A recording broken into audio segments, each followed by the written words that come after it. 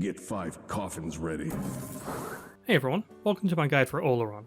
Olorun is a mage ADC, meaning that he does magical damage but focuses mostly on dealing damage through his basic attacks. He's pretty much only ever seen in the ADC role, but he's not the worst mid laner in the game if you decide to put him there. Build-wise, Olorun has a pretty clear-cut build, a few rings, a bit of lifesteal, and a lot of damage via Ratatouille.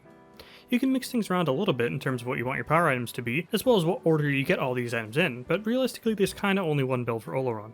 Relics wise, you definitely want just beats and ages. But as I've mentioned with other immobile mages, buying a shell so that you can upgrade it into Phantom Shell later on against gods like Gabrakan, Odin, and so on is sometimes a necessity, but all other times it's just beats and ages. Shard wise, both Wing Shard and Claw Shard will do the trick, but Wing Shard has an awesome interaction with Olorun's second ability, so I'd recommend that one. Recipe wise, Golden Gooseberries is really the only way to go. It's kind of ridiculous how good that recipe is, and it's kind of ruining the duo lane right now, so on that note, to cover myself in case they nerf it or straight up remove it, Bountiful Bow is also quite good on him. Let's dive into what makes Olorun weaker during the laning phase, but unbelievable during the late game by talking about his passive. Olorun gains a unique magical critical strike chance based on his current magical power. He can have up to 70% critical strike chance, and he reaches this by acquiring just 350 magical power, not too difficult in theory. But of course, Olorun needs some attack speed items to function properly, so that's the big reason for Olorun kinda only having one build. It's just the best assortment of items to get him over this 350 power threshold while having enough attack speed to get by. These magical crits, as I mentioned, are completely unique to Olorun, but who knows, maybe in the future we'll get more magical crit gods. These crits deal 30% bonus damage rather than regular crits which deal 75% bonus, and anything like Fail Not or Deathbringer or an item like the Gilded Arrow upgrade that gives physical crit chance won't affect Olorun's crits or his critical strike chance whatsoever. These magical crits are completely separate from the crits the hunters get. So of course, this feeds into Olorun being a late game monster, since it'll take you a while to get all of your magical power online, but once you do, and you begin critting consistently, Olorun can feel impossible to fight one-on-one. Not to mention, the damage on his first ability goes through the roof. Upon activating his first ability, Olorun begins charging a projectile. As he charges it, it gains range, visible by the targeter, but the damage remains the same no matter how long it's been charged. The ability can be reactivated or cancelled at any time, but both actions result in the projectile being fired. But if Olorun gets CC'd while charging the ability will not fire and not be put on cooldown, so he can use it right away even if it gets interrupted. The projectile will pass through minions but stops on walls and gods, and I'm going to reiterate that it stops on walls, not for you guys, but for myself. I literally always forget it doesn't go over walls. To help alleviate this downside, the ability has another upside. It's able to magically crit, and this, of course, is based off of Olorun's current passive critical strike chance. But realistically, this ability will be good even without that, as it's just a very, very simple, low cooldown poke and wave clear tool. And as a result, you basically always want to look for an opportunity to use this ability as poke. The range is just so long that it really isn't a risk at all to use it unless you're against crazy gap closing junglers like Susanna or Thor, in which case, just don't leave tower. It'll take a bit of time to learn the timing of this ability to make sure you maneuver yourself close enough to hit it, but not so close you put yourself out of position. It's not always done at maximum range though. As I mentioned, Olorun, once he gets going, is a very explosive character, and you'll want to spam this ability out as quickly as possible while comboing enemies just to get the damage off in close as well as medium ranges, as well as using it in those more quiet moments when you're just using it for poke. Luckily, Olorun's second ability makes it very easy to understand when it's best to just pump this ability out for pure damage. When Olorun activates this ability, he gains an attack speed stim for 4 seconds, and for every successful basic attack, gains 1 stack of this ability's charge. The ability can stack up to 20 times. Olorun can reactivate this ability at any time, and the stim and the reactivation of this ability work on separate timers, so you can activate the ability with the stim on and still get the stim and vice versa. This obviously isn't the intent though, as using that stim to its maximum potential, i.e. hitting things with basic attacks, is the key to getting close to maximum stacks, if not to it, although you're definitely not intended to get max stacks every time. Upon reactivation, Olorun fires projectiles in a small AoE, the amount of which, depending on how much charge the ability had when it was reactivated. And even though the projectiles keep coming and coming, they will just go to wherever Olorun first placed the AoE. He can't aim it again after he's reactivated the ability. So this ability sort of fills the gap that the first ability leaves behind. With your first ability, you can either poke or wave clear with it. But this ability is able to do both, again in part with the help of Golden Gooseberries if you end up going that recipe. The stim is so heavy that you're able to just basic attack the wave down with this ability active, then once it's charged, rain down the ability on the wave to clear it.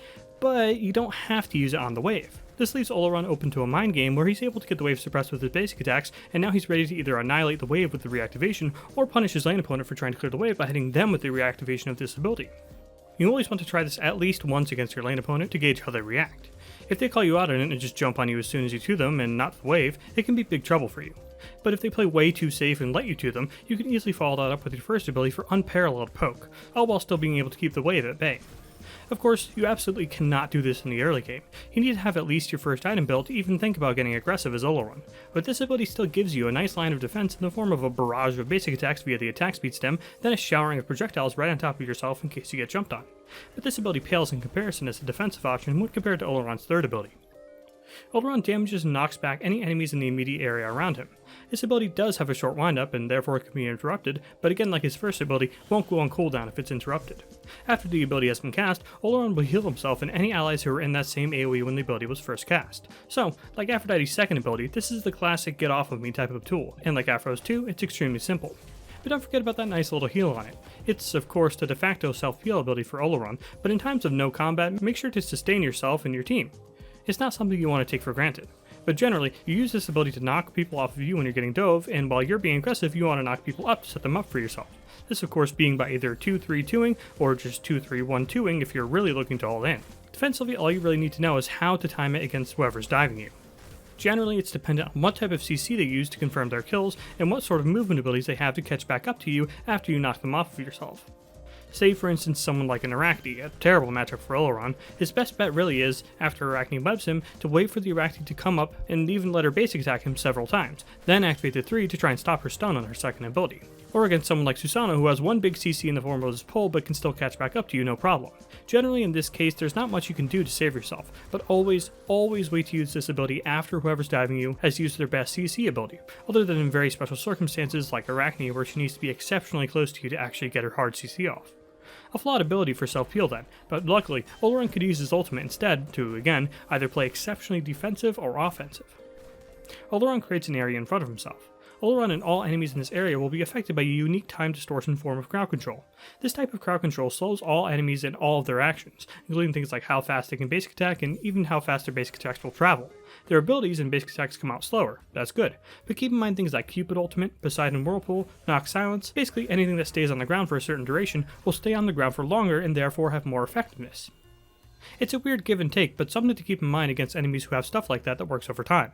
Although, be forewarned that any enemies inside of the ultimate can use their purification beads to become completely uninhibited by the ultimate, and enemies who are able to use CC immune ultimates to temporarily cleanse themselves of this effect, gods like Anhur, Baron Samedi, Bakasur, and everyone's least favorite god, Martikros, spring to mind as examples of gods who can easily counter this ultimate with their own ultimates. Olorun on the other hand has the opposite effect, where he is sped up and the speed of his abilities and basic attacks is increased, as with his attack speed. So come late game, Olorun can hit the 2.5 attack speed cap, but he actually exceeds the 2.5 attack speed cap while in his ultimate without breaking any rules. Well, kind of, since this ability is one big rule breaker. It also means that your basic attacks move faster, you gain movement speed, your third ability casts more quickly, and your first and second ability's projectiles will also move faster. So in short, literally everything your opponents do is less effective and everything you do is more effective. Of course, first off, it's a great tool to stop enemies dead in their tracks when they dive on you, and yes, it makes your knockup last for longer, so it goes both ways. For one, you can knock them back for longer so you can get away more easily, or if you have the advantage, it means you can knock them up for longer so you can hit them more. Like, a lot more. And this is how you want to use the ability in the early and mid game, pretty much purely for yourself, to ensure you get kills, but most of the time ensuring you yourself don't get killed.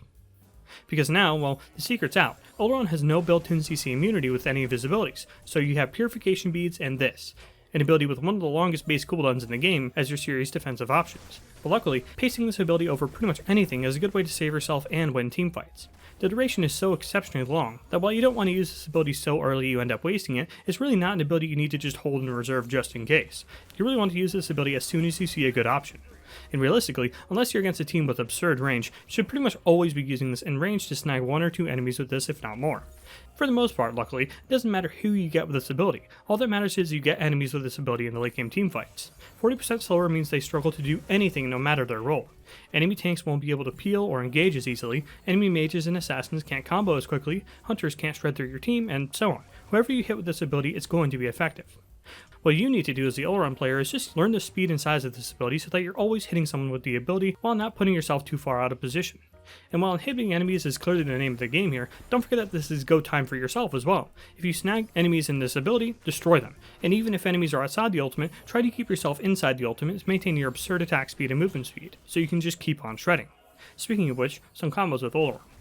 2 basic attacks, 2, 1. 2 basic attacks, 3, 2, 1. 3, 2 basic attacks, 1, 2. 3, ultimate 2, basic attacks 2, 1. Ultimate 2, basic attacks 3, 1, basic attacks 2. For ability leveling, you want your 2 at level 1, your 1 at level 2, and your 3 at level 3. From there, you get your ultimate at level 5, max your 2, then your 1, then max your ultimate, then your 3. It used to be different when Olorun's 3 healed for more, but now that it's more of a meager heal, I always find it's better to get that cooldown in the ultimate lower, because boy does Olorun need it. I've talked about more knife edge type of characters before, and there's still a few to go, but Olorun is definitely in the running for the most risky character in the game.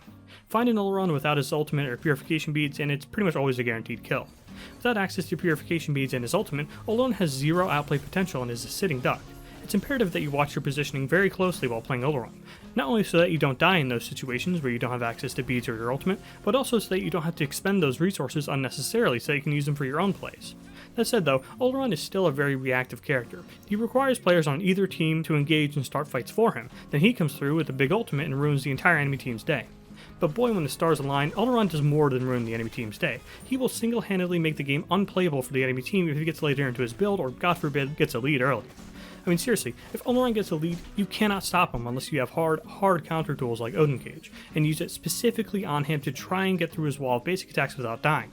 And even when faced with all that, a late game or ahead Olorun can still easily just press 2, press 4, press purification beads at the right time and just bulldoze straight through everyone and everything in his path.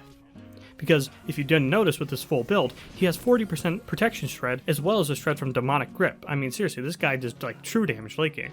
So be prepared to get worked pretty hard when you're new to this character, but know that by sticking with him, you're giving yourself access to one of the most powerful hypercarries in the game's history. That's all I have on Olorun for now. Thanks for watching.